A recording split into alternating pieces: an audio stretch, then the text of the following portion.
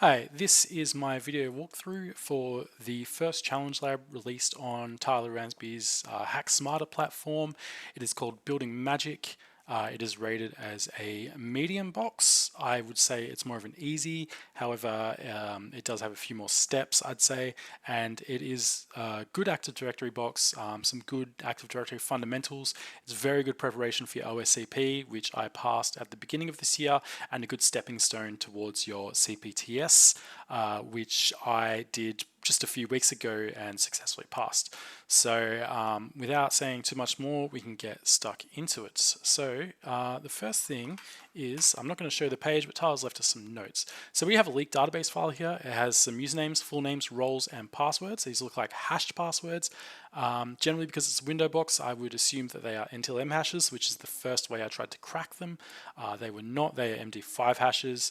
And then he's also given us some domains, which I've added to my Etsy host file.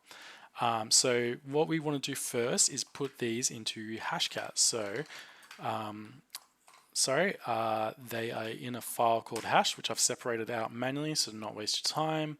And then I will fat finger all of my commands until I manage to feed in rocku and specify the MD5 module. So almost instantly we get a hit for the little run. So that's this guy, Ron Whittleton. We can confirm that by the last part of the hash here, 229C, which we see 229C. So now that we know his username, there's a bunch of things we can do. We can examine any SMB shares. We can try to connect by WinRM. That's not going to be useful. WinRM's not going to work. So really, the first thing that we want to do is we want to map out the domain and see maybe what rights he has, or discover a pathway. So we put in his username, his password. We need the box IP and also the domain. So it's buildingmagic.local-ns for the name server. We want to collect all and wrap that up into a nice little zip. Now, I'm not going to run that because I already have. So I've imported that into Bloodhound already. So we can search Ron Whittleton. All right, we have his details, mark him as owned. I mean, he doesn't really appear to be in any interesting groups. He doesn't have any interesting object control, but we can kind of have a look more of a look through. No ASREP RESTable users, but there is a Kerber RESTable user. So knowing that, we can use the in-packet library and use a script get user SPNs to Kerberos this user and hopefully crack the hash. So I'll get rid of my hash file because I'm probably going to use that again, and I will use get user SPNs magic.local. Oh no, fat fingered again. It's r-whittleton little run for the passwords at TCR1. No, we don't need that. It is DC host. Sorry, I'm doing this from memory,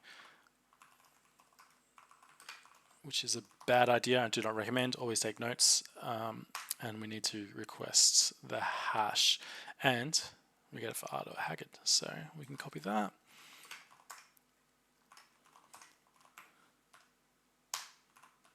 And we need to get rid of the module.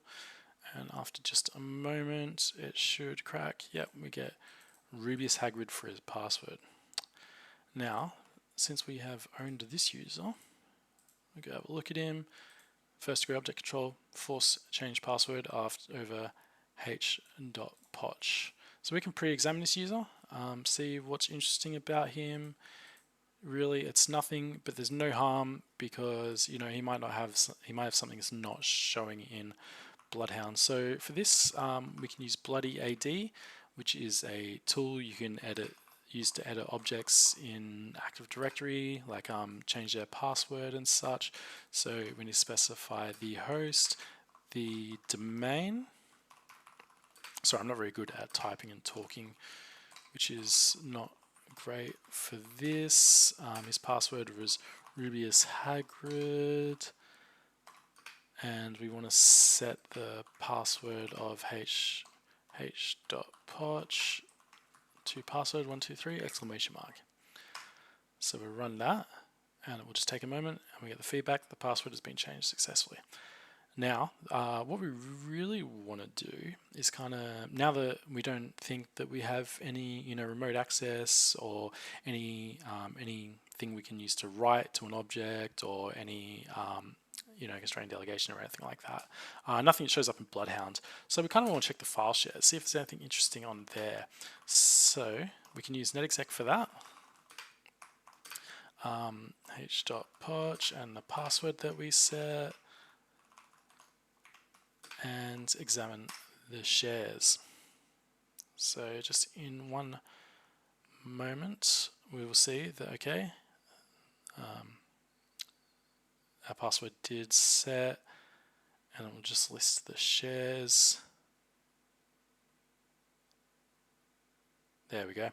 So we see that the file share, we have read write. These are practically useless to us at the moment. Sometimes they're not, you might have an interesting startup script or something, but this is what we're interested in, read and write. So what this means is that, we can read any interesting files in there. In this case, there isn't any interesting files, or we can put a malicious LNK file. So I've run this on my Windows machine.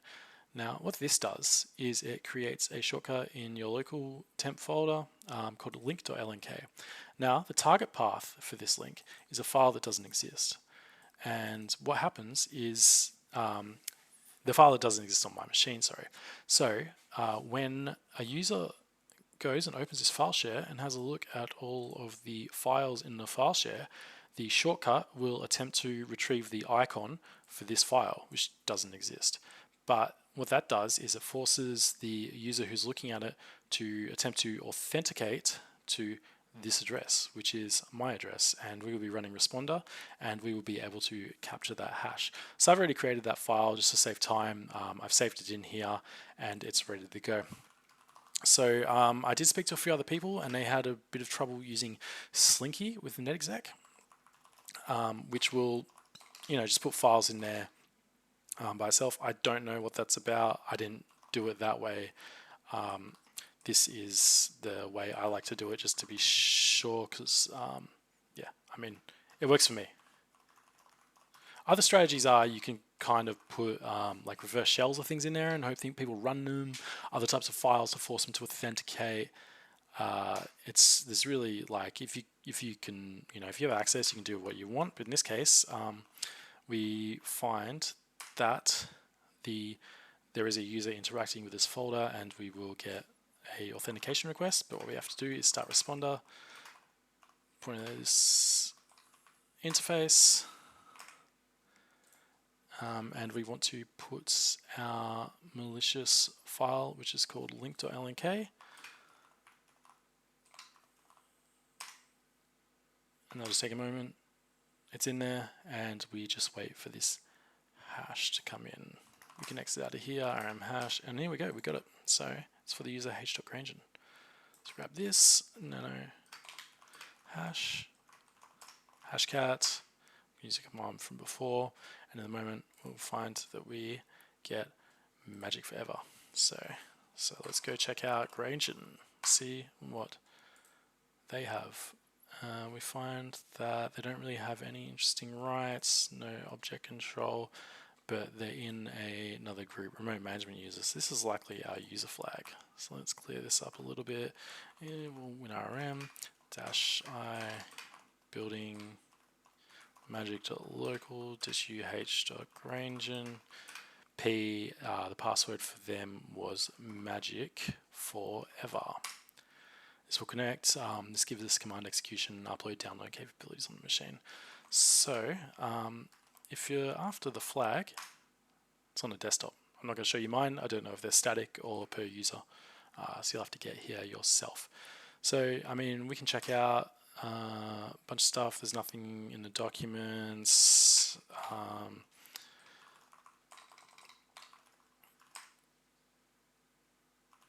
It doesn't really seem to be many interesting files. That secpol file is useless to us. There's nothing in the inetpub folder. We check the programs out. So we kind of want to check our privileges. This is one of the first things that we should do. See what privileges we have. We find we have SE backup privilege. Now, this is a very valuable privilege as an attacker. We can back up probably any file in a system pending our rights within that, including the SAM hive, the system hive, and the ntds.dit.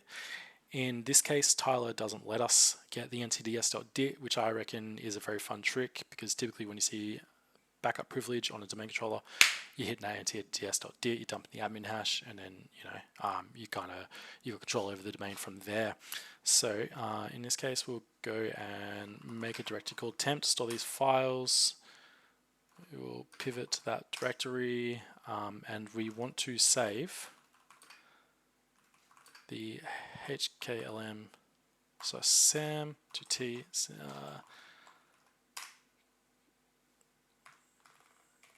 and the same with the system file.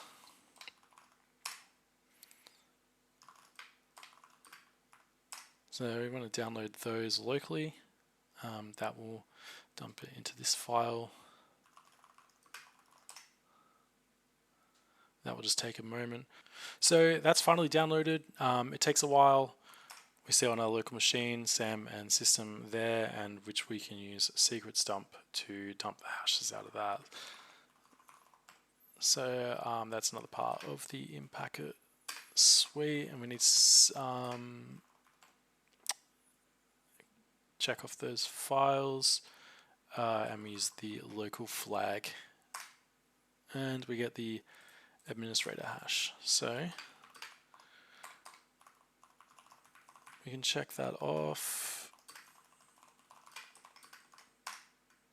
and we will find that unfortunately it's not valid for the administrator. But I mean, what we've seen in Bloodhound is that a.flatch has DC sync over the domain, so maybe this hash works with another user. We put a.flatch into netexec. Generally, you'd want to spray that hash all across the domain. In this case, we don't really need to. It's kind of been made clear through Bloodhound what the target is. We see that we have admin privileges, so we can either dump the admin DC or just do it this way. We log in, and we see that we can read the root flag, and we have full domain control now. We can change the admin password, create golden ticket. If there's a cross forest trust, we can try to abuse that. Really, we've compromised the entire thing. Thank you.